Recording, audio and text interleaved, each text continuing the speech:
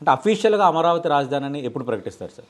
అంటే యాక్చువల్గా ఏంటంటే ప్రస్తుతం ఉన్న దీని ప్రకారం ఇది స్టేట్ యొక్క పర్యూ.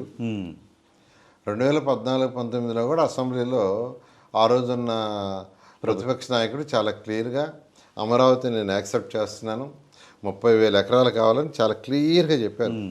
కానీ ప్రభుత్వం రాగానే 3 రాజధానులని తీసుకొచ్చారు. అవును. ఎందుకు చేశాడో ఎవరికి తెలియదు. ఎందుకంటే ఆల్రెడీ అమరావతి రాజధానిలో 9,000 కోట్లు ఖర్చు పెట్టాం.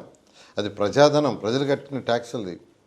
దాన్ని నిర్వహణ చేశారు. ఎందుకు చేశాడో ఎవరికి తెలియదు. ఆ 3 ముక్కల ఆట ఎందుకు ఆడాడు అనేది ఓన్లీ రాజకీయం కోసం, రాజకీయ లబ్ధి కోసం చేశారు. అయితే ప్రజలు దానికి తగ్గట్టుగా బుద్ధి చెప్పి ఆయన 11 సీట్లతో పంపించేయడం జరిగింది.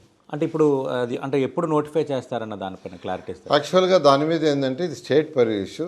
అయితే ఈ మధ్య రైతు సోదరులు ఏంటంటే ముఖ్యమంత్రి గారిని కలిశారు. ఎందుకంటే అమరావతి దాంట్లో ప్రైమ్ మినిస్టర్ గారు వచ్చినప్పుడు వర్క్స్ని రీస్టార్ట్ చేయడానికి గౌరవనైన భారత ప్రధాని పిలిచాము. అవును సార్. వారు రావటం జరిగింది. వచ్చే ముందు రోజే ముఖ్యమంత్రి గారు రైతు సోదరులు పిలవమన్నారు. ప్రతి గ్రామం నుంచి 4 పిలిచాము.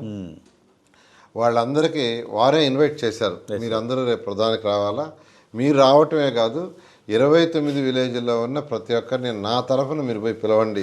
ఓకే. నేను వచ్చి అందరిని పిలవలేను కదా, అందులో పోయి పిలవమని చెప్పారు. అప్పుడు వాళ్ళు ముఖ్యమంత్రి గారు అడిగారు, సార్ ఇది పార్లమెంట్లో ఒక చట్టం చేస్తే కనీసం వచ్చిన ఏదన్నా జరిగితే మాది మార్చారంటే అప్పుడు ముఖ్యమంత్రి గారు అంటేనే దాన్ని నేను చేస్తానన్నారు. మన క్యాబినెట్లో యాక్చువల్గా దాని మీద డిస్కస్ చేశారు. త్వరలో యాక్చువల్గా కేంద్రంతో మాట్లాడి దాన్ని పార్లమెంట్లో చట్టం చేయడానికి ప్రయత్నిస్తున్నాం.